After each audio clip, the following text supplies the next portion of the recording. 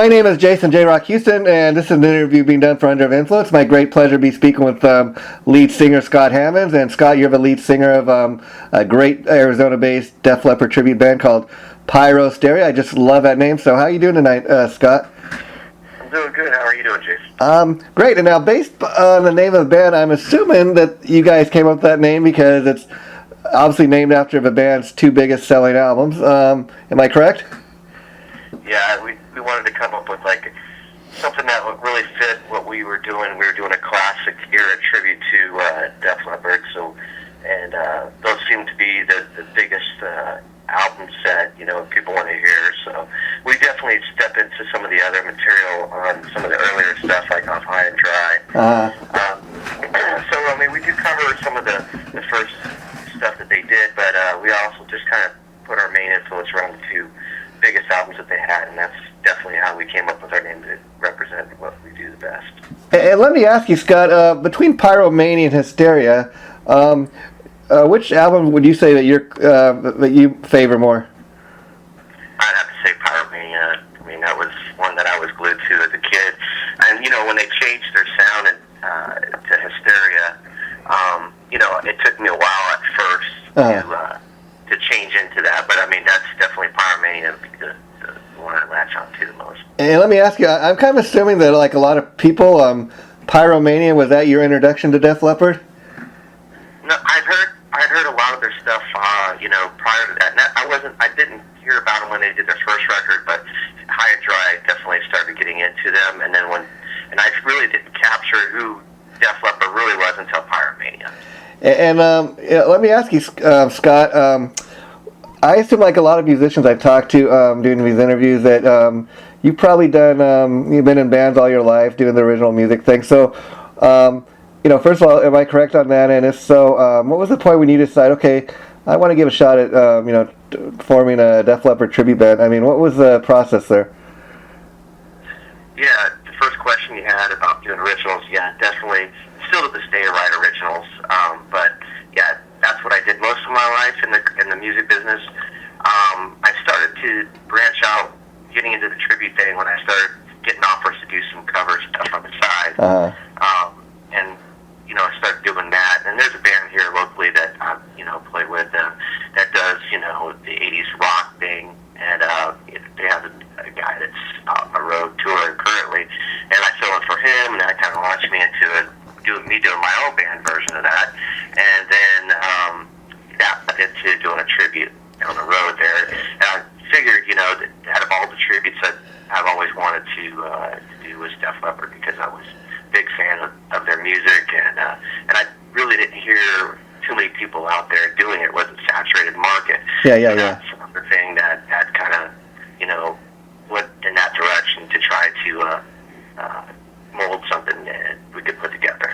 And I got to ask, a guy that's been in original projects as well as cover bands as well as Pyrosteria, I got to ask, would you say one is easier than the other between a cover band and a tribute band? Because I would think with a band like Pyrosteria, you kind of got a built-in audience in the sense that people come to a Pyrosteria show, they know, okay, we're going to get an evening of Def Leppard music. Where when you're doing a cover band, you might be doing a mixture of like maybe a Who tune, a Rolling Stones tune, a Tom Petty song, a Bon Jovi song, and everything in between. Am I right?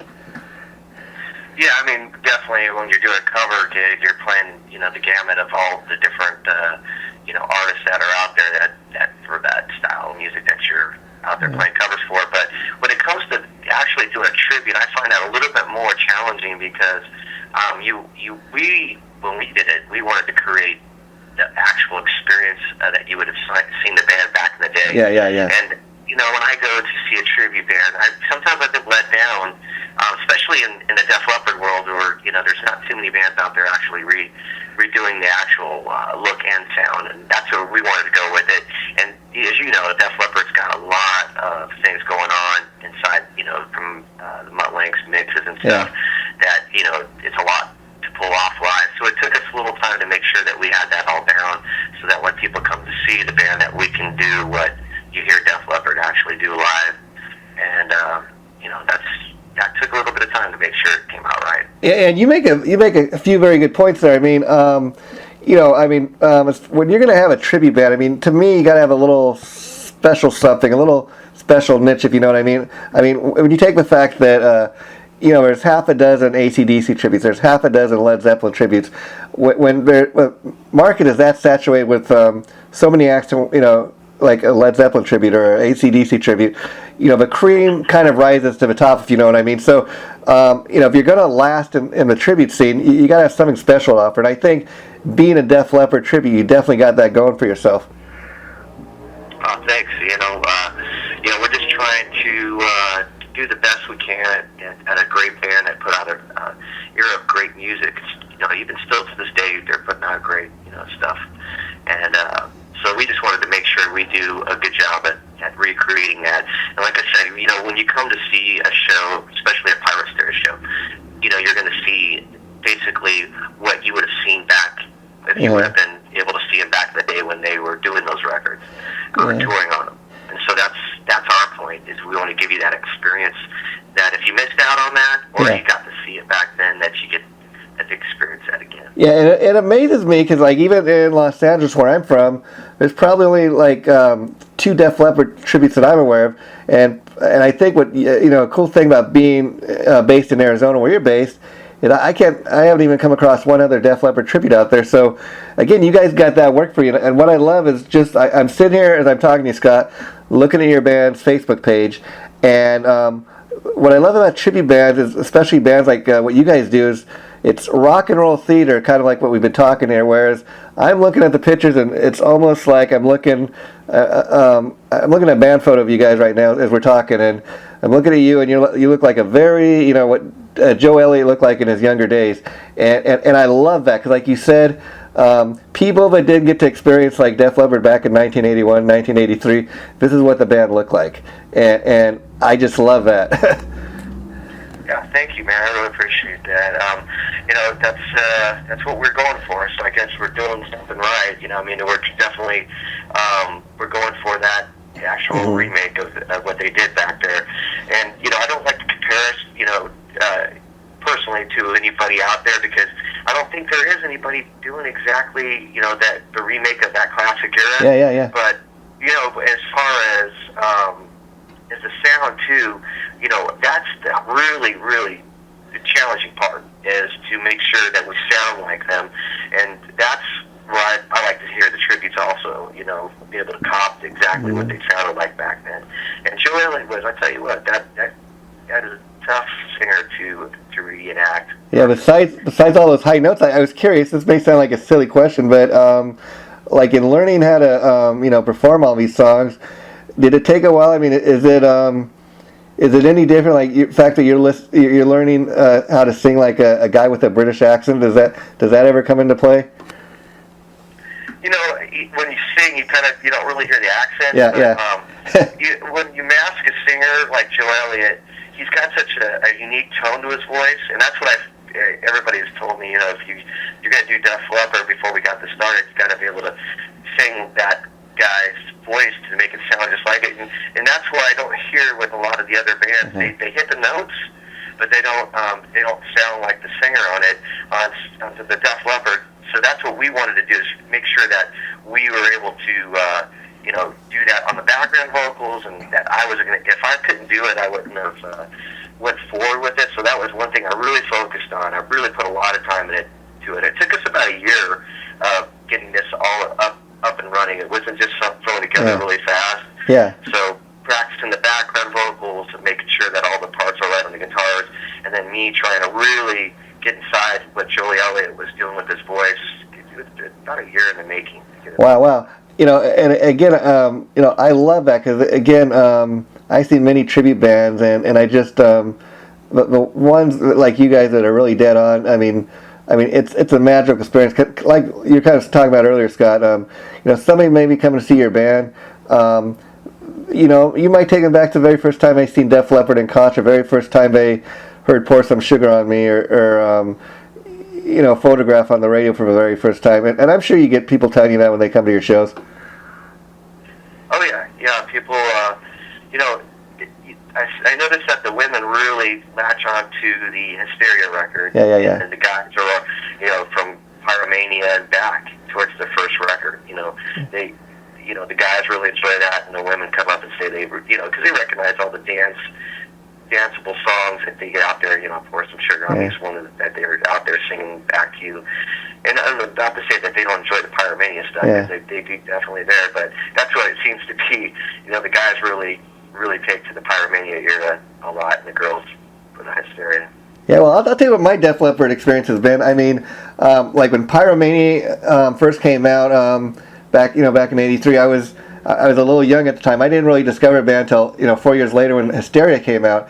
And what a lot of people forget is, when Hysteria first came out back in 1987, they released Woman as the first single, and the album kind of stalled, and it didn't start really, selling massively until they released Pour Some Sugar on Me.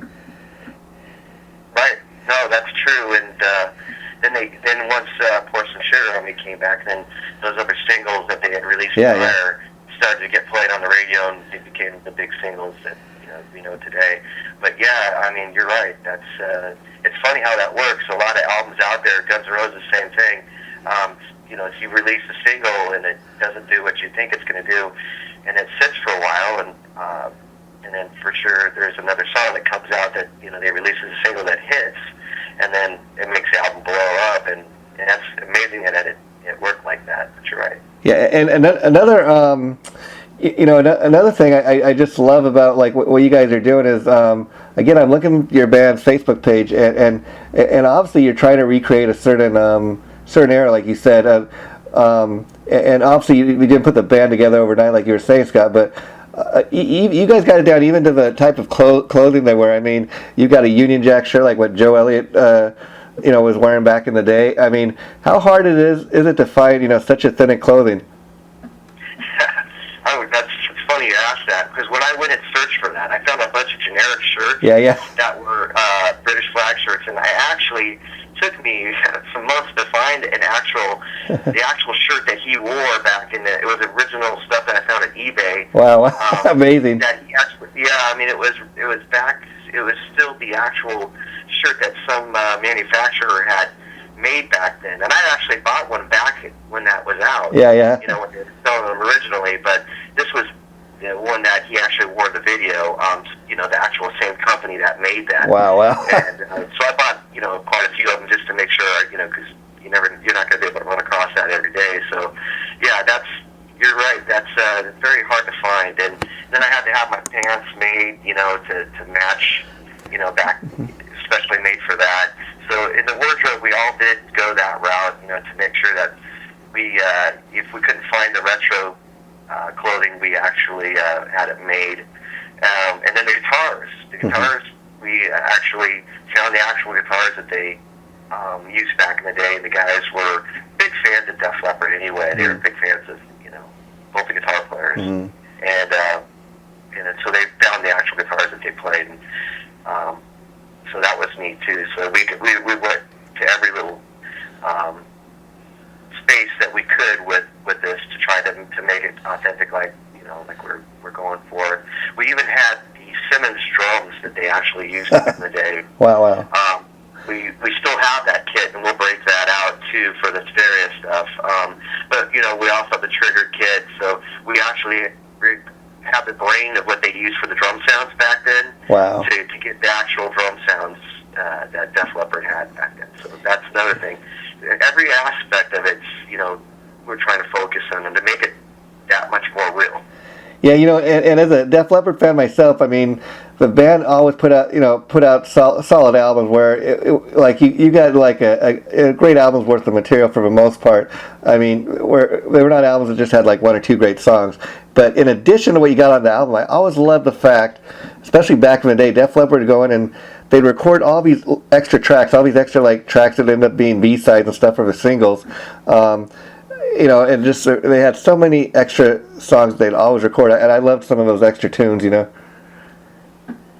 yeah, we put a song into our set that Def Leppard never played live, which is "Coming Under Fire," which is one of my favorite. Yeah. songs on Pyromania. So that's definitely in our set, and we're going to be adding a few more of the stuff that you never really get to hear them play live, or you can't find on YouTube. Which is just great songs. So they had a lot of them. You're right, through all their records. There's always those little gems there. And I got to ask you, this week on the 30th, which is Friday, there's going to be a new Def Leppard coming out. How excited you are about that? Oh, I love everything that these guys have put out. Of course, my favorite stuff would be their classic stuff. Yeah, the classic stuff.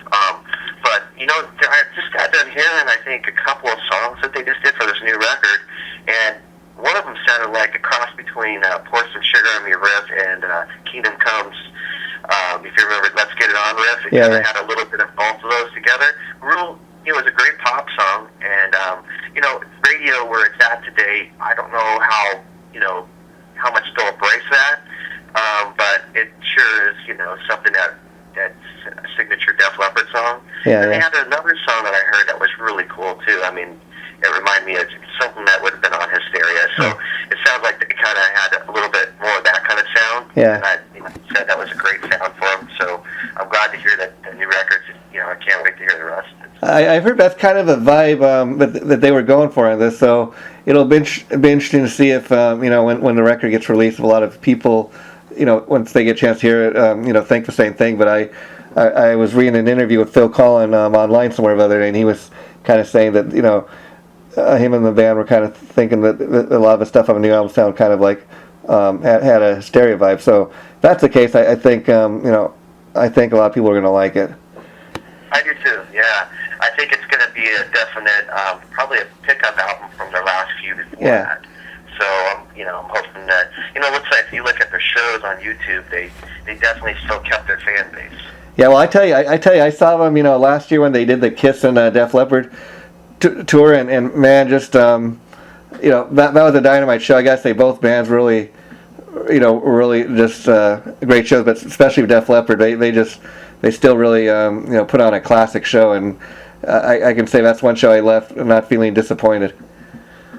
Yeah, and that's really cool to still see pretty much the original lineup too. I mean, how often do you get to see the close? I mean, other than they had to replace one of their guitar players because he's not alive anymore. But, I mean, that's a neat thing to still see close to the original lineup there as well. Yeah, and I got to ask, what do you think? I mean, over the years, I've heard Joe Elliott joke about himself that people kind of kid around that there's like a Def Leppard curse. I mean, you mentioned Steve Clark died, Rick Allen got in his accident, and then even last couple of years, Vivian's been battling with this cancer, which I just gotta say for a minute, when I seen the last Def Leppard tour, I'll never forget it because Vivian had to shave his head, and not that has anything to do with how the guy performs, but man, the guy, I was thinking this guy is battling cancer, and he's up there, rocking like you wouldn't even know the guy was sick. No, I agree. I mean, they definitely seem like it's something that's been fighting them the whole time, all these years, but come out on top somehow. He always prevailed. Yeah, that's kind of a message I get. Yeah, I mean, they definitely have that going on, and I do believe that I don't know how to pinpoint it or what it is, but they have definitely had that something going against them, but at the same time, like I said, they've always prevailed over that, and most bands would have sank, so that's going against those odds. So yeah, that's cool. That's all. I kind of have always thought the same thing, that they kind of a curse or whatever you want to call it following them, but they always seem to come out on top, and so it's one rock band that's got a great, I think, fighting spirit. And part of the reason I want to ask about how excited you are about this new album coming out Friday is Def Leppard's going to be obviously on tour performing a lot of this new stuff, but being a Def Leppard tribute, I got to ask, any chance that that you might learn some of the newer songs off a new album, or are you pretty much going to stick to the classic material? No, we're not opposed to playing anything new. We just want to make sure that whatever we play, that it'll be, they'll recognize it. Yeah. So if there's something that, we're probably going to love the record, inside and out. But if we've, we might throw one in there just for us, but we want to make sure that, when you come see it, that all the material. But as long as if there's a song that, like I said, people embrace out there, or radio gets behind and they know it when we play it, or there's enough fans out there request that, And another point I really want to make in talking about your band, Pyrosteria here, Scott, is I'm looking at your band's Facebook page, as I've told you a couple times here as we're speaking, and I'm looking at some of the photos. And to me, you guys really got the look down. You got it's really what I would call an authentic Def Leppard look from back in the day. And then I also was looking at some photos earlier today of your own personal Scott Hammons Facebook page, and I can say, like, if you put photo from your personal Facebook page to how you're trying to look like Joe Elliott, they look like two completely different people. And so, I just want people to know when they go see a Pyrosteria show, you guys are really, you've gone that extra mile. Now, I got to ask, when you guys got dressed up for the very first time and got in these costumes, I mean, did you really start feeling your Joe Elliott vibe? What was the point when you really felt like you had the look down? Well, we looked for the clothes that were going to make it come alive.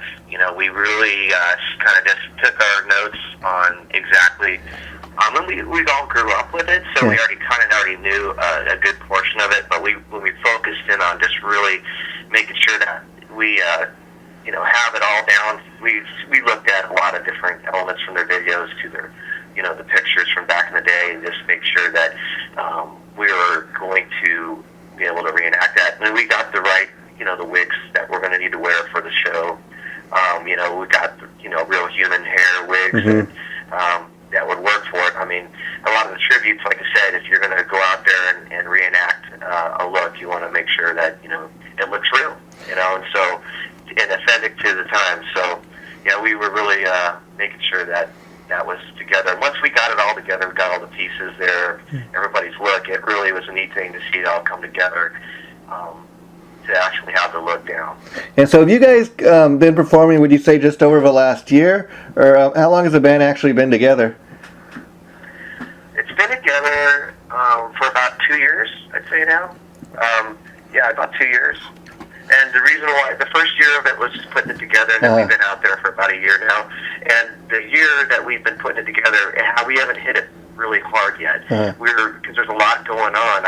Sometimes I feel like we had a little bit of the Def Leppard curse, because we went through one drummer lineup at the very beginning. Wow. Not that it just didn't work out because of the fact that he couldn't travel or anything. We went through a drummer change and got that straightened out, and then we focused in on just getting the show down locally before we go out to the world. Now, let me ask you, once you put the band together, are these guys that you had known from playing the music scene over the years, or are these people that just came down to audition? That's one of the guys I've known and played in with another band. The other ones are local guys that have played here in Pheonix that I've respected. And our other guitar player, Brian, came from back east, from Pittsburgh. Wow. And when he moved down here, that was the only time that we actually put one ad out. And he was like one of the first ones to answer the ad, and he turned out to be the perfect guy for it. Our guitar player, Chad, plays with Steve Clark. He took to Brian, who's played in Phil Collins, and it was great. And he worked out to be great right off the bat, and that hardly, I guess, ever happens where you're the first guy or the first one or two guys come in and just works out to be the right guy. But it's went great from that point on, and like I said, the other guys have known about here in town, and one of them that I played with. So okay. That's how we kind of put together. And then another thing that really impressed me, just looking at the Facebook page here, is the ads you have up. They're very professional looking. There's one of the entire band. It has the Pyrosteria logo. It says a Def Leppard tribute, and you're standing in front of like a Hysteria kind of album cover looking thing. Is there somebody that does the artwork in the band? Do you design the ads yourself? Because very professional looking, I must say. Oh, thank you.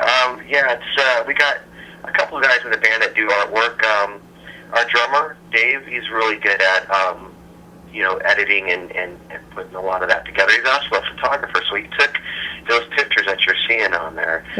We actually went down, and he actually shot the pictures and still being holding the clicker in his hand. Wow. So, he's multi-talented guy, and he was able to, to get those pictures shot for us and then put it all together and put some artwork with it. Yeah, and I haven't had a chance to get it, but I was curious, being the Def Leppard fan you are, do you have any plans to go out and buy Phil Collins' book that just came out today? I didn't even know he was releasing the book because I haven't been up on each individual member as of late. But I'd love to go see what that's about. Years ago I met Phil Collins at a NAMM show back in the I'd say this early '90s. Yeah. And he was a nice guy, and that was right after Steve Clark had passed. Yeah. And definitely would be interested in seeing what he has to say about Def Leppard in there.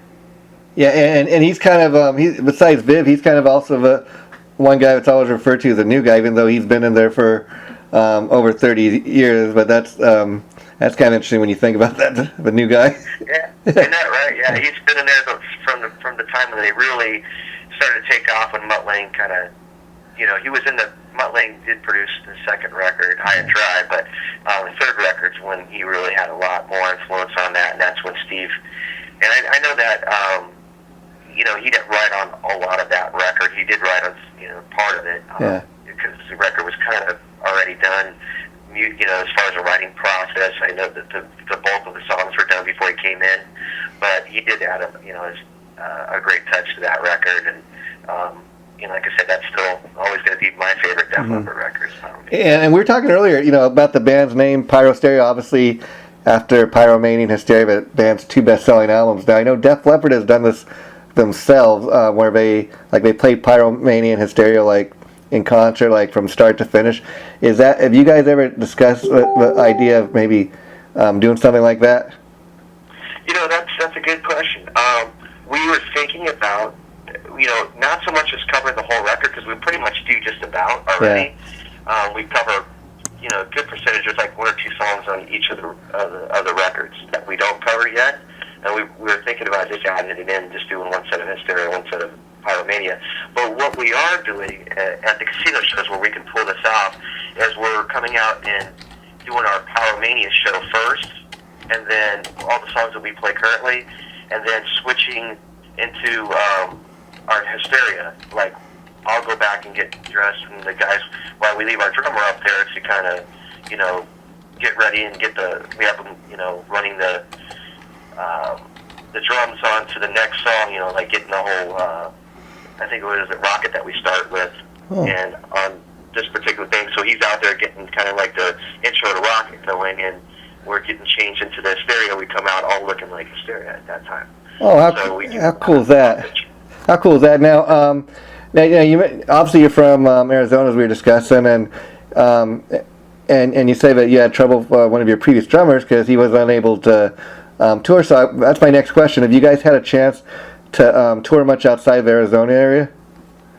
No, that's what we're getting ready to do now. Like I said, we were focusing on just kind of getting our show where it's down to the we've traveled within Arizona. We went to Tucson, and Casa Grande played out there with Warrant, and that was great. And then, we've, done a show at Livewire, which is a new venue down here in Scottsdale. Yeah. And like I said, we travel within Arizona, but we haven't traveled out yet, and that's what we're going to be doing next. That's what we're focusing on for the new year, and we're hooking up with some bigger agencies to kind of bring it throughout the United States and worldwide, actually. Well, I wish you all the luck with that, Scott. But before I go, I got to give a shout out to a mutual friend of ours, which is a guy that some people there in Arizona know as Little Sammy. He's the lead singer from this great Sammy Hagar era tribute band called Sam Halen. And part of the reason that I'm interviewing tonight is he really strongly suggested that I contact you guys and interview some of the guys from the band, because he says these guys are a real great Def Leppard tribute, and I understand you guys have done some shows with Sam Halen. So you want to talk a little bit about those shows you did with them and how you came to know the band? Oh yeah, it's Steven. Yeah. That's his name. From he's Little Sammy, but he is. He takes it to the hill too. He goes full bore on sounding like Sam. So that's when you do a tribute, you want to sound like the actual person, and he does. I mean, when he started to do this tribute, you put it together. I said, you finally found your niche. This is it. You have it. And he heard it from a number of people, and he goes, this is something I love, and that's how he kind of got the whole ball rolling with, doing the Sammy Hagar, and then bring it into Sam Halen that he has now, which I thought was genius of him. And it's by far, I haven't seen anybody that can come close to what he's doing. I mean, he really goes out there and delivers an awesome show. Sounds just like Sammy Hagar, and has the energy. I mean, if you could look on any of their YouTube videos, you'll see he's got a great energy on stage, and they're going to go far. And he's got a lot of neat things planned for the new year too as well. So expect to see great things from Sam Halen. Yeah, I'll just tell people that haven't seen his band, besides having that great, Sammy attitude, he's got the look down again, because if anybody that's seen him out of his Sammy costume, he looks nothing like Sammy Hagar, but when he gets dressed up in his Sammy gear, man, you'd swear you're looking at the man yourself. And he told me an interesting story, but he actually met the man himself in Arizona. I believe it was at Cooperstown, and he said that Sammy was doing like a special promo type of thing down there, and he said he actually got the opportunity to go up and talk to Sammy, and Sammy told him, he said, "Hey man, it's so cool to meet myself." But he said he was just such a cool, down-to-earth guy, and I thought, just imagine Sammy Hagar for a minute meeting a guy that's in costume, looks just dead on like him, and and he could have acted like a prick, but he was just the coolest guy. Steven was telling me and said, "Man, it's so cool to meet myself. Hey man, keep doing what you're doing." And I just love to hear stories like that, No, it was great. You showed me some of the pictures too that you took with Sam down there, and the thing is too, it's great is that Sammy embraced him so much that he's filming a reality TV show, and he said, "Hey man, I want you to be in my little commercial for it." So he put Steven in the commercial with him on it. So expect it. Hopefully, I mean, I don't know when that airs. Yeah, we'll have to keep looking for that. But wow. Yeah, it's a little promo that he's going to air on his own show when Sammy Hagar has a show come out. I don't know. Like I said, I don't know when that airs, but you might see Steven on the commercial for that, which would be cool to see. Well, I could talk to you all night, Scott, but I'm going to let you go because I know you're very busy. But I do want to thank you very much taking time out of your busy schedule to do this. And just to let you know, I'm also going to be interviewing your drummer Dave and your other guitar player Brian. And just kind of get a couple of members' perspective, because I always believe when you're talking to any given band, each guy kind of brings something to the table, if you know what I mean. So yeah, definitely. I'm really looking to get the Pyrosteria story out there, and I'd be interested down the line. I don't know if you got a chance to hear my latest interview I did with Steven, but he was telling me that his favorite Van Halen album was the last one they did with Sammy, which was called Balance. And so, being that Pyromania is your favorite Def Leppard album, maybe next time we could do an interview talking specifically about that, and I think that'd make for an interesting conversation.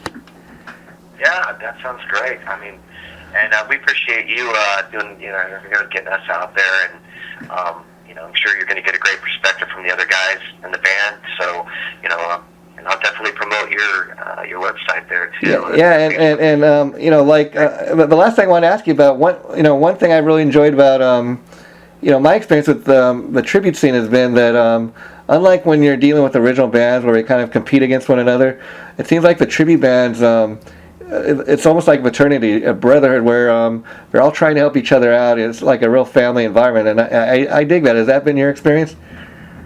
Yeah, I'm that way with everything, and I believe that's the only way to be, because it's you get further in just being brotherly with each other. I believe in that.